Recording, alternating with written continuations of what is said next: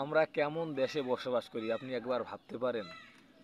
লঞ্চে মুন্সিগঞ্জের একটা ছেলে 2টা নারীকে ইচ্ছা মতো মারধর করলো, অথচ 50-60 জন পুরুষ, ছেলে, বয়স্ক, তারা তাকিয়ে তাকিয়ে শুধু দেখলো। কেউ কোনো প্রতিবাদ করলো না। থুহ, নিন্দা জানাই আমি এদেশের মানুষকে। আরে তোমরা মানুষ না আর কিছু, সবাই তাকিয়ে তাকিয়ে চিত্রগুলো ভিডিও করছে, ভিডিও ধারণ করছে টিকটক ইউটিউবে ভাইরাল হওয়ার জন্য। তোমরা তো পারতে, হ্যাঁ, তোমরা তো পারতে সেখানে আটকাতে বা সামাল দিতে। আসলে আমরা মানুষ কেন যে এমন আমি নিজেও বুঝি না। আচ্ছা, আপনি বলেন, আপনার যদি বোন হতো, আপনার যদি মা হতো, আর এভাবে যদি কেউ মারধর করতো, আপনি কি দাঁড়াই থাকতে পারতেন? আপনি তো সমস্যাটা সমাধান করতে পারতেন যে ভুল করতেই পারে, হয়তো নারী দুটো কোনো অন্যায় করেছে, তাই বলে এভাবে তাকে মারতে হবে? এটা আসলে মোটেও ঠিক করেনি, একবারেই ঠিক করেনি। আমাদের দেশের মানবাধিকার সে লঙ্ঘন করছে। এরপরে কি করছে? সে পরিস্থিতির চাপে যখন দেখছে ভিডিওটা ভাইরাল হয়েছে, সে নিজেই গিয়ে আত্মসমর্পণ করেছে। আসলে তাকে কঠিন সাজা দেওয়ার দরকার, কারণ সে বৈষম্য বিরোধী আন্দোলনের একজন হেড কোচের দায়িত্ব পালন করে। আমাদের দেশে প্রতিদিন যে কত ঘটনা ঘটে তা আপনি কল্পনা করতে পারবেন না।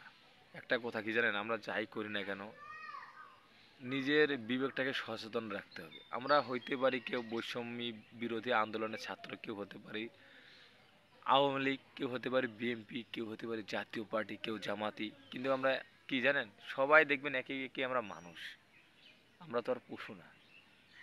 তাই আমরা যেখানে কোনো অন্যায় দেখি না কেন সেখানে আমাদেরকে রুখে দাঁড়াতে হবে। আপনাকে ন্যায় অন্যায় বুঝতে হবে। আপনি মসজিদের ইমাম, সুদখোর ঘুষখোর, তাহলে তো হবে না। আমি একটা মসজিদের ইমামের ঘটনা বলি। সে মসজিদের ইমাম, বেতন কম পায়, আর সভাপতি তাকে 3 মাস 4 মাসেরও বেতন দেয় না। বাংলাদেশে বর্তমানে এগুলোই চলতেছে। আরে আমরা খেটে খাওয়া মানুষগুলো হাজার গুণে ভালো আছি। আমরা সারাদিন পরিশ্রম করি, যে কয় টাকায় পাই তা দিয়ে পরিবারকে নিয়ে সুখে থাকি।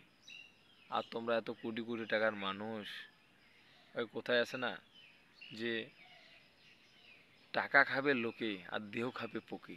তুমি কার জন্য এত কিছু করো? সব কিছুকে নিয়ে যেতে পারবা? আচ্ছা, তুমি মনে করো যে 500 কোটি টাকার মালিক, কয় টাকা খাবা? সব টাকা তো দুনিয়াতে থিয়ে যাবা। তাহলে কেন, কেন তুমি ন্যায় অন্যায় বুঝো না? কেন এমন করো? তো আসসালামু আলাইকুম গায়েস। সবচেয়ে বড় কথাটা হচ্ছে যে আমি বর্তমান যেখানে কাজে এসেছি সেখানে হচ্ছে মুক্তিযোদ্ধার কাজ করতেছি। আমি এসেছি কুমিল্লা। তো সবাই যে যেখান থেকে ভিডিওটা দেখছেন না কেন আমাকে বেশি বেশি সাপোর্ট করবেন আর আমার জন্য দোয়া করবেন। তো সবাই ভালো থাকবেন, সুস্থ থাকবেন।